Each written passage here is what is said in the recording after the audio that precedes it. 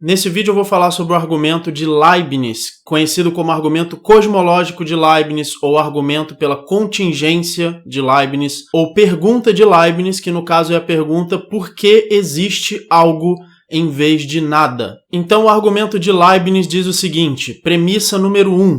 Tudo que existe tem uma explicação para a sua existência, seja essa explicação na necessidade daquilo existir, ou em uma explicação externa. Esse argumento se baseia na noção de que existem dois tipos de coisa, as coisas necessárias e as coisas contingentes. As coisas contingentes são aquelas coisas que poderiam não existir.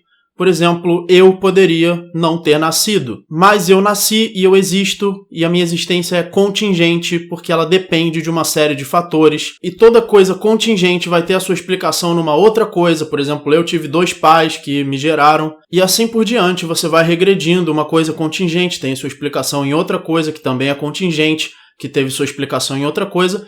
E essa regressão não vai poder ser infinita, você vai ter que parar em algum lugar e você vai parar em alguma coisa necessária, em alguma coisa cuja existência é necessária por si mesma, que não tem uma outra explicação, e segundo esse argumento, essa coisa seria Deus. Então, premissa número 1, tudo que existe tem uma explicação, seja na necessidade da sua existência ou em algo externo. 2. Se o universo tem uma explicação da sua existência, ela se fundamenta num ser necessário. Ou seja, você tem um universo, ele precisa de uma explicação de por que esse universo existe, mesmo que ele seja eterno, mesmo que ele nunca tenha tido um início, ele ainda vai precisar de uma explicação. É diferente do argumento cosmológico Kalam, que depende de um início cronológico para o universo. Esse argumento do Leibniz, e por isso eu escolhi esse argumento, porque ele é mais difícil de refutar. Esse argumento do Leibniz não depende de um início cronológico para o universo. Ele funciona mesmo que o universo seja eterno, ou que exista um multiverso eterno, infinito, não faz diferença. Mesmo assim, você vai precisar de uma explicação do porquê que esse multiverso eterno existe, ou do universo eterno existem. E essa explicação precisa ser um ser necessário. Premissa número 3, o universo existe, caso alguém discorde disso. Premissa número 4, portanto, o universo tem uma explicação da sua existência. E premissa número 5, portanto, a explicação da existência do universo precisa ser um ser necessário. E aí os teístas acreditam que pelas propriedades desse ser necessário, que ele necessariamente precisa ter, isso provaria que ele pode ser considerado Deus e, portanto, ele prova a existência de Deus. O William Lane Craig, que é um grande defensor do teísmo, usa uma versão desse argumento na qual ele inclusive diz que se existe uma explicação para o universo, essa explicação precisa ser Deus. É diferente você dizer que a explicação precisa ser Deus ou ela precisa ser uma coisa necessária. Ele já deu um pequeno salto aí, mas ele usa uma justificativa das propriedades dessa coisa necessária que fariam com que ela necessariamente fosse Deus. Então a premissa número 1, qualquer coisa que existe tem uma explicação da sua existência. Essa premissa está certa. Algumas pessoas respondem essa premissa dizendo que existem partículas que aparecem do nada na física, partículas subatômicas, mas na verdade essas partículas são causadas por flutuações de energia. Elas não vêm do nada. Mesmo que elas apareçam no vácuo, o vácuo não é nada. Vácuo é uma coisa física. A premissa número 2, se o universo tem uma explicação da sua existência, essa explicação precisa ser necessária. Eu acho também que isso está certo. Não pode haver uma regressão infinita, onde uma explicação contingente se baseia em outra explicação contingente e assim até o infinito, nunca chegando numa coisa necessária. Mesmo que você tivesse uma explicação de que um universo é explicado por um multiverso e que é explicado por um multiverso e multiverso, mesmo assim eu poderia perguntar qual é a explicação da existência de todos esses multiversos infinitos. Então mesmo assim teria que haver uma explicação final, necessária, que explique a existência de todas essas coisas contingentes. Então a premissa número 2 está certa. Precisa haver alguma coisa necessária que explique a existência das coisas contingentes. E essa coisa necessária precisa existir em todos os possíveis mundos.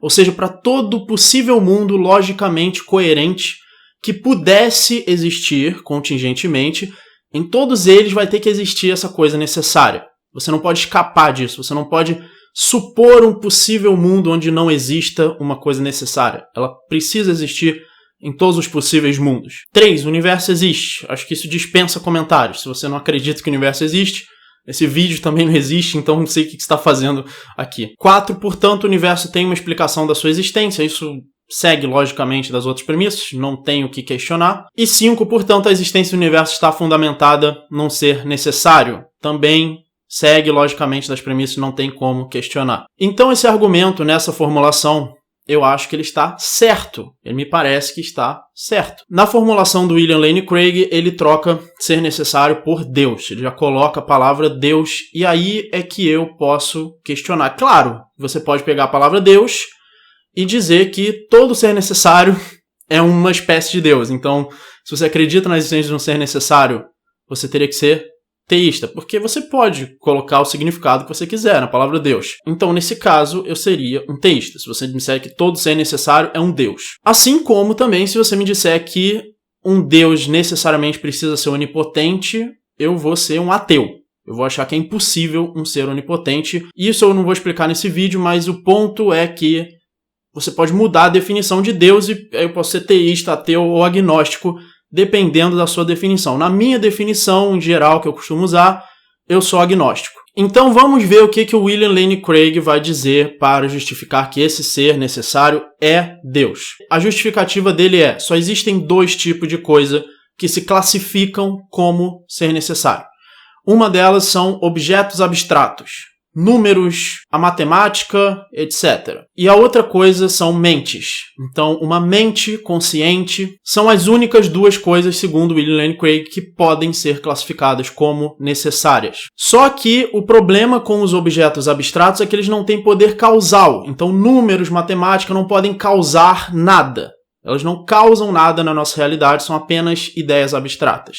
Então, para que uma coisa necessária causasse um efeito, ela teria que ser uma mente. Principalmente porque não existia passado, se você supor que tudo que existe, todo o espaço, todo o tempo, toda a realidade física tenha um início cronológico. Então, não existia nada antes que pudesse ter causado o início do universo e por isso ele precisa ter sido causado, o primeiro empurrãozinho precisa ser de uma mente. E aí é que eu vou entrar para dizer que eu acredito que sim, existe algo necessário, uma substância necessária, substância no sentido filosófico e não no sentido químico ou físico.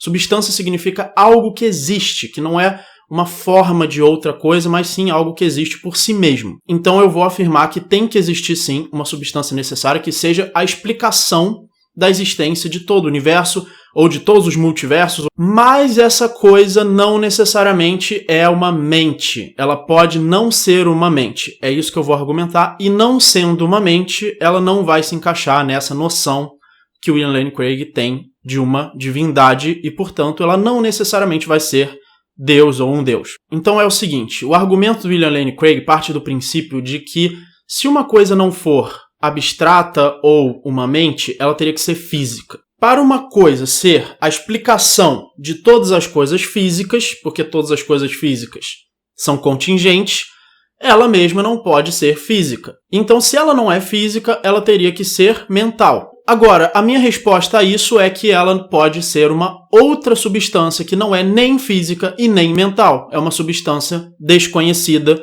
Essa posição na metafísica é conhecida como monismo neutro, ou seja, de que existe a substância física, a substância mental, mas o fundamento dessas 2 substâncias seria uma terceira substância. Então poderia existir uma terceira substância que não é física, que não é mental, que é uma substância necessária e essa substância ser o fundamento do universo e das mentes. Até aí tudo bem.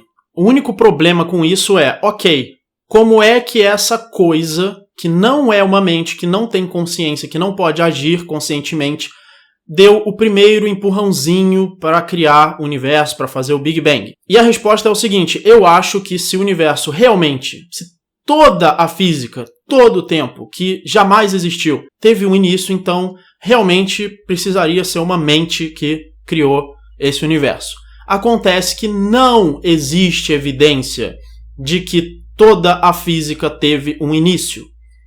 Mesmo que seja 100% comprovado que o nosso universo tenha tido um início, isso não prova que o nosso universo é tudo que existe. Podem existir outros universos, pode existir um universo maior dentro do qual o nosso universo teve início, e a física como um todo, além do nosso universo, pode ser eterna, pode nunca ter tido início. Então, isso elimina o problema de que a substância necessária precisaria ser consciente para que ela desse o primeiro empurrãozinho e criasse o universo. Se o multiverso ou o grande universo, não importa como você quiser chamar, nunca tiver tido início, for eterno, essa substância seria apenas a explicação por trás dele. A explicação de por que existe um universo ou muitos universos ao invés de nada. Afinal, essa é a pergunta de Leibniz. Por que existe algo em vez de nada? Então, o monismo neutro, por exemplo, resolveria essa questão trazendo uma substância necessária que não é nem física nem mental e é desconhecida.